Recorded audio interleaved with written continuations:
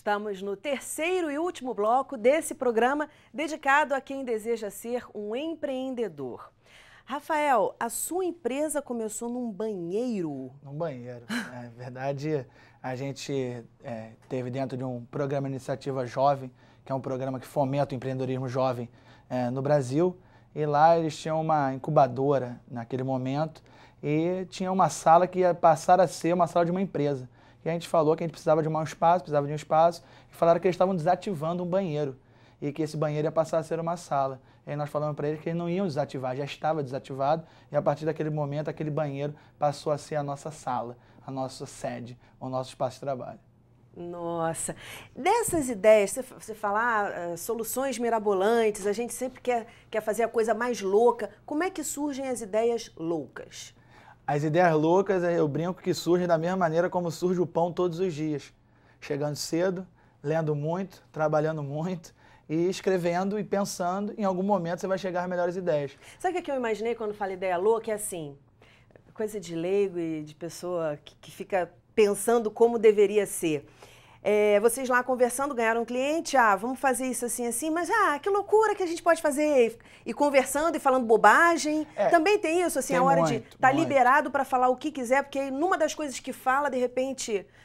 Porque eu usava um pouco essa estratégia até para fazer trabalho em faculdade, sabe? Quando a gente tinha uns projetos assim de comunicação. Então, deixava o pessoal falar, porque daquela bobajada, às vezes, saía uma coisa muito legal. Acontece isso na tua empresa? Acontece, assim, surge daí. E a gente fala que o nosso papel é possibilitar esse momento.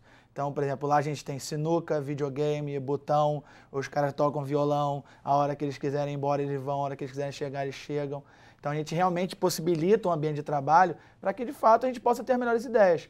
Não dá para desenvolver a criatividade. Se eu não fizer isso, eu morro. O meu produto é a criatividade. O meu pãozinho são projetos criativos. E se eu não tratar os meus padeiros da maneira como eles gostariam, meu pão vai sair queimado todo dia. Agora, Rafael, por exemplo, no mercado de publicidade hoje, convencional, a maioria daquela mídia convencional, surge a sua empresa. Hoje não, hoje você já tem um nome, já está sedimentado, né? Você já é procurado pelos clientes para desenvolver uma campanha. Mas no começo, você fazer uma proposta de uma campanha mirabolante, onde o sujeito está acostumado a receber propostas convencionais, né? Você convencer ele de arriscar, como é que foi isso? Eu acho que esse foi o momento mais difícil. Você chegava lá, 3, 4 jovens, chegava lá e falava assim, não, vim aqui te apresentar um projeto completamente louco. Aí o cara falava assim, pô, mas será que isso vai dar certo? E aí eu não tinha como dizer, né? Eu com esse cabelo, meus sócios a mesma coisa, o cara falava, opa, pode não dar certo. E a gente sempre fala, e fala isso até hoje, para os clientes que estão chegando para a gente diz o seguinte, o nosso projeto e a nossa empresa tem a seguinte proposta, faz uma vez, experimenta e depois você vai ver se você vai ter condições de deixar de fazer com a gente. É lógico, no primeiro momento, se era mais formal, a gente brinca que um dos nossos sócios resolveu botar dread só agora, porque agora pode, é excêntrico. Chega um cara de dread, quero te vender um projeto. Antigamente isso era mais complicado. Então isso realmente foi um grande dificultador, mas era um grande estímulo, que a partir do momento que você tinha desconfiança, se ia dar certo ou se não ia, você tinha o estímulo de entregar. E eu acho que isso foi uma coisa importante para o nosso negócio. O primeiro projeto que você vendeu foi degustação 0800 ou já foi vendido? Foi 0,799. Pagava uma bananada, 2 mariolas. Para você fazer o seu nome. E a gente ia trabalhando. Mas o primeiro momento foi caminhando nesse sentido. Aí agora a gente fala o seguinte, agora tem que ser uma caixinha de mariola, né? Só a mariolinha já não adianta mais nada. Tá, vou abrir para as perguntas então. Último bloco, aproveitem. Nosso mercado, como o Bruno disse, é mercado de resíduos, é um mercado muito pouco regulamentado. A gente tem algumas políticas nacionais que dizem algumas regrinhas, né? Mas a gente ainda não tem nenhuma definição nacional. Como que você acha que a gente deve trabalhar esse mercado, né? Do ponto de vista até de propaganda e para a gente conseguir a confiabilidade do nosso cliente, sendo que eles não têm nenhum amparo legal quanto à gestão dos resíduos? Primeira coisa que eu te digo é o seguinte, não aposta só nas coisas loucas, porque para vender resíduos, as coisas loucas podem ter uma grande dificuldade. Acho que é um mix de coisas mais diferentes para dar visibilidade, de coisas mais técnicas, de oportunidade de participar de eventos, momentos corporativos, e ao mesmo tempo fazer alguma coisa diferente na hora de montar até o nome da empresa, como falou que não está definido, pensar que seja uma facilidade. O nome tem que dizer o que a empresa faz. No nosso caso, ela é muito simples. Biruta Mídias Mirabolantes é uma empresa biruta, que faz mídias mirabolantes. Então, desde essa construção, você tem que pensar em alguma coisa que facilite a tua venda. Próxima pergunta. Eu queria perguntar assim que lá na empresa Júnior da PUC a gente acaba vendo muita coisa do tipo, essa ideia eu não sei se vai dar certo não, isso aí eu não sei o que é não. E as pessoas têm definições completamente diferentes de boas ideias. Tem metade das pessoas que dizem que a boa ideia é aquela que supra uma necessidade. Tem aquelas outras pessoas que dizem que aquela boa ideia é aquela que vai chamar atenção e que a pessoa vai querer mesmo que não seja necessidade dela, assim. E eu queria saber assim de você qual a sua opinião em relação às boas ideias, assim, e que o momento realmente deve se dizer, tá, não viaja que a sua ideia é maluca. Não podemos falar isso nunca, porque é nesse momento que surgem as boas ideias.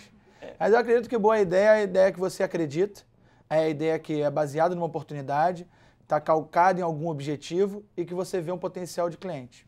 Se você acredita naquela ideia, aquela ideia tem uma oportunidade que você está vislumbrando que realmente em algum momento vai acontecer.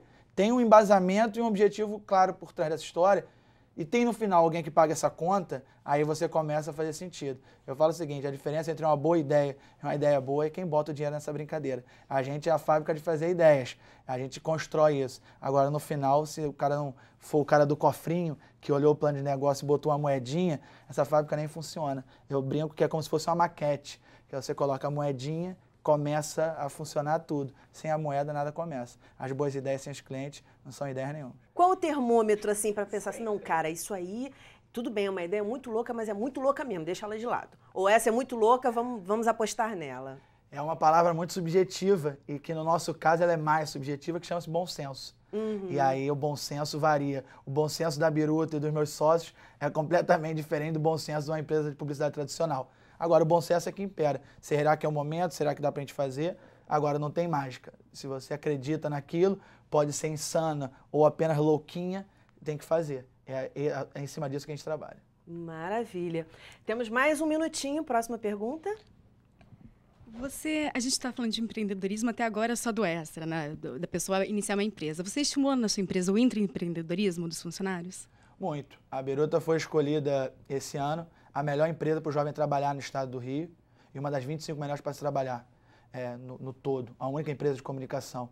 E isso só aconteceu porque eu tive 98% de confiabilidade e adorar dos meus funcionários todos os dias. Então esses caras vestiram a camisa. Eu até falei num evento que eu participei, que quando eu estava lá palestrando e falando um monte de besteira, as pessoas estavam trabalhando para que a máquina acontecesse. Então na minha empresa eu tenho hoje 60 sócios. Desde do seu Arnaldo, que chega cedo para arrumar a casa pra gente, aí eu que vou para os eventos falar um monte de bobagem.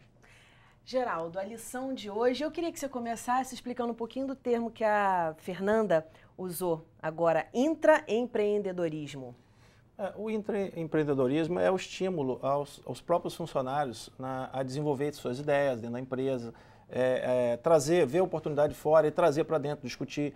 É o empreendedor dentro da companhia, não necessariamente está abrindo uma empresa, mas sim está empreendendo na sua função, no seu trabalho, para a empresa que ele atua. É uma relação diferente, não é aquela funcionário-patrão.